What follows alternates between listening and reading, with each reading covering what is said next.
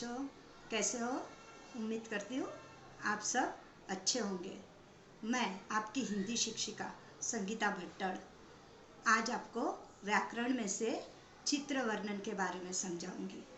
चित्र वर्णन क्या होता है? चित्र वर्णन मतलब जो हम पिक्चर देखते हैं उसमें से हमारे मन में जो भी विचार भाव आते हैं उसको व्यक्त करना और उस पे लिखना ही चित्र वर्णन कहलाता है। तो जो भी हमें दिखता है उससे हमें छोटे छोटे वाक्य बनाकर लिखना होता है और ये बड़े मज़ेदार भी होते हैं। इसमें हम अपने विचार आते हैं वो लिखना होता है।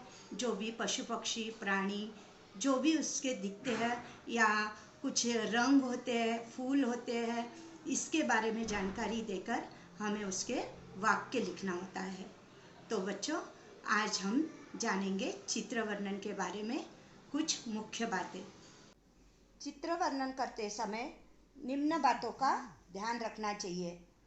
नंबर 1, चित्र को ध्यानपूर्वक देखें। 2, उसके बारे में सोचे कि वह किस विषय पर है और क्या बता रहा है। नंबर 3, नजर आ रही सभी वस्तुओं का उल्लेख करें। 4, सरल शब्दों का प्रयोग करें। शब्द सीमा अधिकतम 50-60 शब्द। वाक्य एक दूसरे से संबंधित हो। शब्दों और वाक्य को दोहराने से बचे। मतलब एक ही शब्द बार बार नहीं लिखना है। अब आपको स्क्रीन पर चित्र दिख रहा है। चित्र देखकर उसका अपने शब्दों में वर्णन करना हमारी कल्पना शक्ति में वृद्धि कराता है। अब देखिए बच्चों, चित्र में क्या क्या दिख रहा है। आपके मन में विचार आ ही रहे होंगे। पहले आप देखो इसमें क्या क्या दिख रहा है।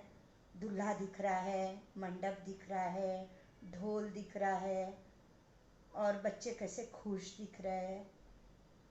अब आपको लग ही रहा होगा कुछ हम वाक्य बना सकते हैं। अब मैं इस चित्र का वर्णन कर रही हूँ। जैसे आज रानी के भाई की शादी है, सारा घर सजा हुआ है, गेंदे और गुलाब की मालाएं बहुत सुंदर लग रही है, बारात की तैयारियां हो चुकी है, बैंड बाजे वाले, आतिशबाजी वाले और घोड़ी सब कुछ तैयार है, ढोल वाले ढोल बजा रहे हैं, बाराती नाच रहे हैं, बीच बीच में खाना पीना भी हो रहा है, मिठाइयों से सजी प्लेटें, चाट का स्टॉल जैसे हमें अपनी ओर बुला रहे हैं। सभी लोग बारात के चलने का इंतजार कर रहे हैं। रानी के बहुत से मित्र आए हुए हैं। रानी आज बहुत खुश है। इस तरह आपको वर्णन करना है। अब आपके सामने दूसरा चित्र। अब आप समझ ही गए होंगे इसमें क्या है। जन्मदिन की पार्टी मना रहे हैं और इसको आप बहुत ही सरलता से लिख सकते हो। क्या क्या दिख रहे देखो, बच्चे, केक और कैसा सजा हुआ है। तो बच्चों, अब हम शुरू करते हैं इसका वर्णन। मेरा जन्मदिन 10 अगस्त को आता है। अपने जन्मदिन पर मैंने अपने सब मित्रों को बुलाया।